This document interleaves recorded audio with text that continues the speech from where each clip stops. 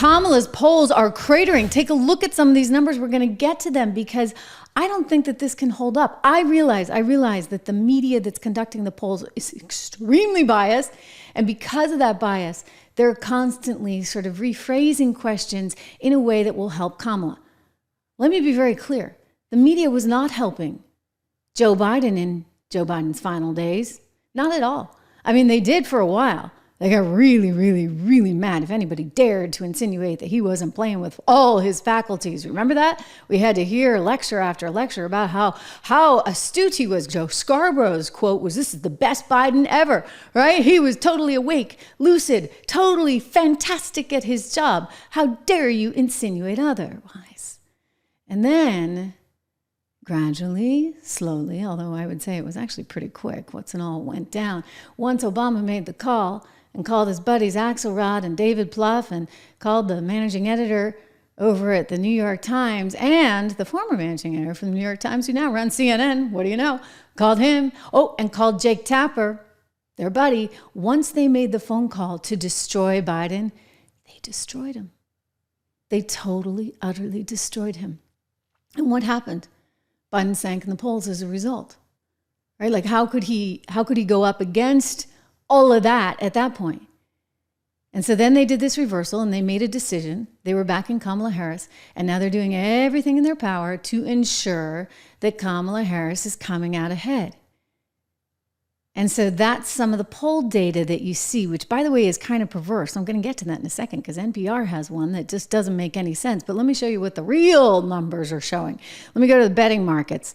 Poly market, here's the number that just surfaced. I showed some of you guys this on Friday. You're looking at 52 to 48% there in poly market. Poly market is actually a betting market where you can put money down on these things. He has since sort of evened out a little bit. You know, this stuff fluctuates day to day. I just looked at real-time numbers and it's more around 50 to 49. But I will just say this. He's ahead. He's winning. Because you know what? When you go and you look at all of the swing states, he's ahead in the betting markets.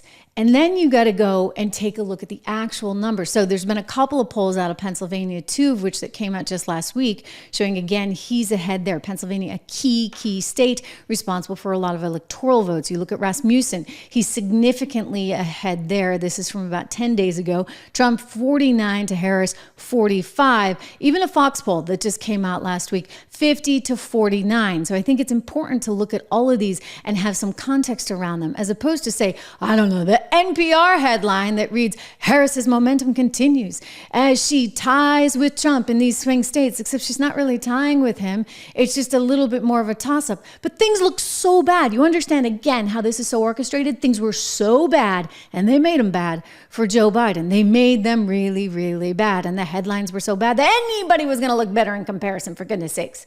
Anybody. In other words, he had bottomed out. They made him bottom out so that they could ride this momentum story all the way to the bank.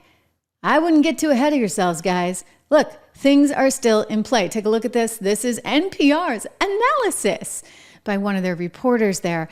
And they like to put things in the orange column now because Wisconsin and Pennsylvania are no longer decided.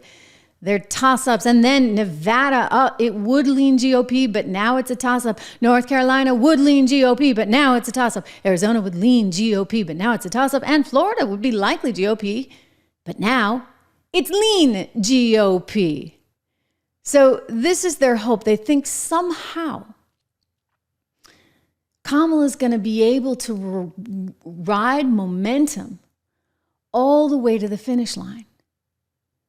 I don't think it's possible. I think that actually things like inflation actually do matter. Things like the border actually do matter. Things like national security do matter. And RFK Jr., with his very loyal following, has made a dent.